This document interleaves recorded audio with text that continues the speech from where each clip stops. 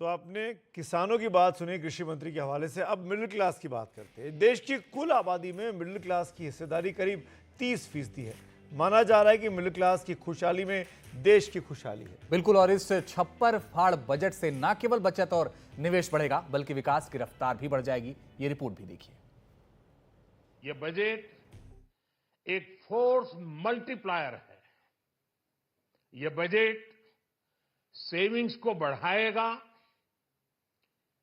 Investment को बढ़ाएगा,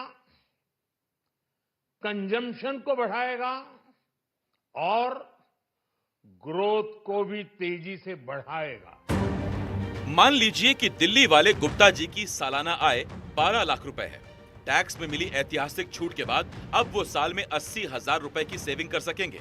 जेब में पैसे होंगे तो गुप्ता जी खर्च करेंगे। वो चाहे तो इन्वेस्ट कर सकते हैं, वो चाहे तो इससे अपनी बेटी के लिए स्कूटी खरीद सकते हैं और अगर चाहें तो श्रीनगर के लिए सीधी ट्रेन शुरू होने के बाद हफ्ते भर के लिए कश्मीर का टूर भी प्लान कर सकते हैं। जब गुप्ता जी खर्च करेंगे तो इसका मतलब हुआ कि वो कहीं ना कहीं खपत करेंगे और वो जो खपत करेंगे उसका या तो कहीं उत्पादन होगा या कहीं सर्विस दी जाएगी। उत्पादन बढ़ाने और सेवा यानी प्रोडक्शन और सर्विस के लिए लोग चाहिए, यानी इस तरह से लोगों को रोजगार मिलेगा और इन सब का नतीजा ये होगा कि देश में आर्थिक ग्रोथ की रफ्तार भी बढ़ेगी। कुल मिलाकर इनकम टैक्स में भारी कटौती के एक ब्रह्मास्त्र से प्रधानमंत्री मोदी ने कई निशाने साधे हैं। देश में टूरिज्म के लिए बहुत संभावना है। महत्वपूर्ण 50 टूरिस्ट डेस्टिनेशन, वहां पर जो होटल्स बनाएंगे उस होटल को पहली बार इंफ्रास्ट्रक्चर के दायरे में लाकर टूरिज्म पर बहुत बल दिया है। इससे हॉस्पिटैलिटी सेक्टर को, जो रोजगार का बहुत बड़ा क्षेत्र है, और टूरिज्म जो रोजगार का सबसे बड़ा क्षेत्र है, एक प्रकार से चारों तरफ रोजगार के अवसर पैदा करने वाला एक क्षेत्र को ऊर्जा देने वाला काम करेगा। तो सरकार ने क्या किया? बजट का RRR फैक्टर समझिए। पहला R यानी रिफॉर्मिस्ट। सरकार ने टैक्स में कानूनी पचड़े कम किए। बीमा क्षेत्र में 100% FDI का ऐलान किया। दूसरा R यानी रिस्पॉन्सिबल। सरकार ने वित्तीय घाटे के लक्ष्य को बरकरार रखा और कैपेक्स ज्यादा नहीं बढ़ाया। तीसरा R यानी रेवोल्यूशनरी।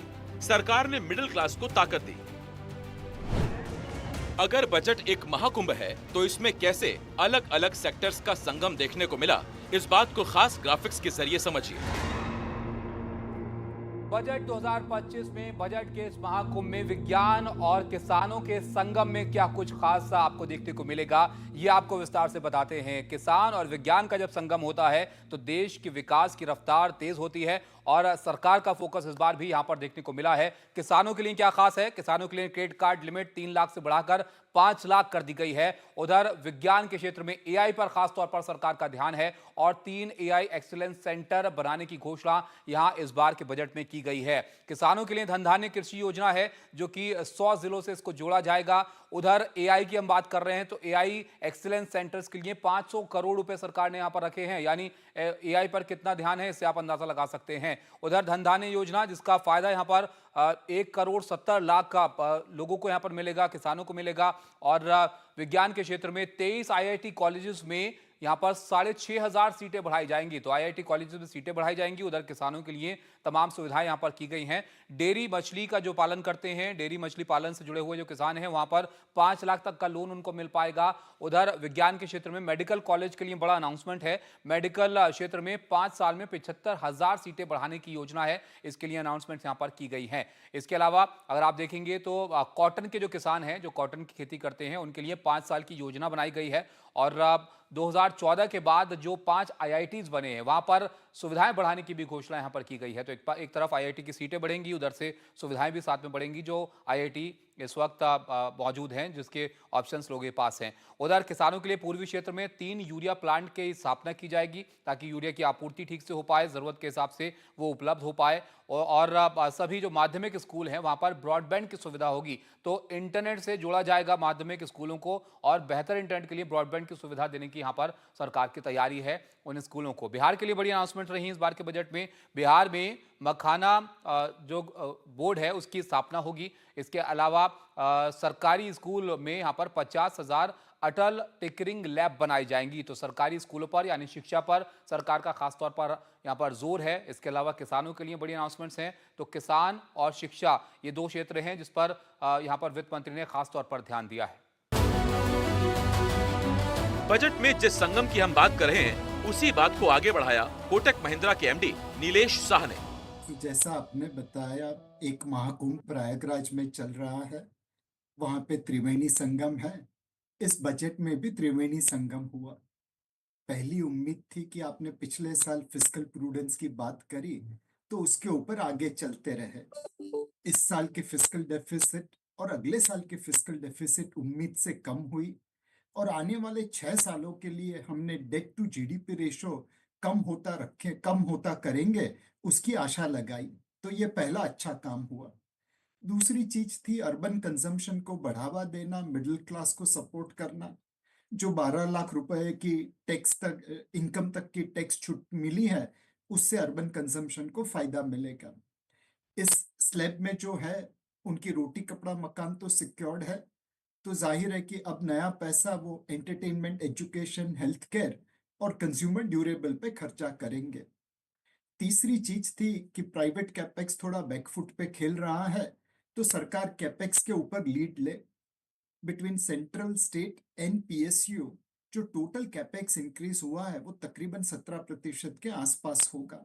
सेंटर का तकरीबन 10% है, पीएसयू का उनसे ज्यादा है, और स्टेट किस तरह की बेनिफिट लेते हैं गवर्नमेंट स्कीम का उसके ऊपर रहेगा। बट नेट गवर्नमेंट कैपेक्स अभी भी फ्रंट फुट पे खेल रहा है। तो कैपेक्स बढ़ाया, अर्बन कंजम्पशन को बढ़ावा दिया और फिस्कल प्रूडेंस का पाथ अपनाया। यह त्रिवेणी संगम इस बजट के लिए वाकई महाकुंभ है। जाहिर है बजट से रोजगार को बढ़ावा मिलने की उम्मीद जगी है। ये नई पीढ़ी को खुश करने वाला बजट है। बहुत अच्छी चीज़ है, होना भी चाहिए, बिकॉज जैसे जैसे पॉपुलेशन बढ़ रही है, there are so much, very much poverty is there. तो मैं चाहूँगी कि ये चीज़ हो, और जैसे कि हम स्टूडेंट्स हैं, मैं चाहूँगी हमारा फोकस उस चीज़ पे हो कि बहुत सारी सीट्स बढ़ाई जाए इन medical field, in engineering field and also in IT.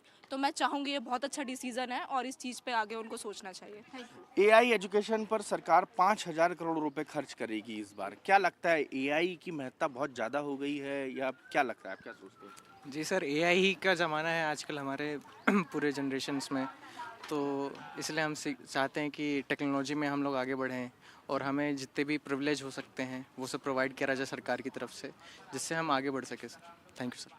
सरकार तकरीबन 10,000 करोड़ रुपए का स्टार्टअप्स पर अतिरिक्त फंड ला रही है। आमतौर पर रोजगार को लेकर सरकार फोकस्ड करती है, स्टार्टअप्स खोले जाएं, स्टार्टअप्स पे काम करें। तो आप क्या थॉट करते हैं, स्टार्टअप्स को लेकर सरकार का फैसला किस तरीके से? स्टार्टअप्स एक बहुत अच्छी चीज़ है, क्योंकि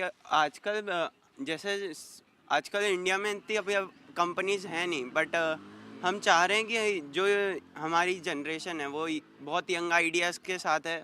सो हमें नए नए इंडस्ट्रीज़ खोलने का मन होता है, तो स्टार्टअप्स के लिए एक बहुत अच्छी चीज़ है ये।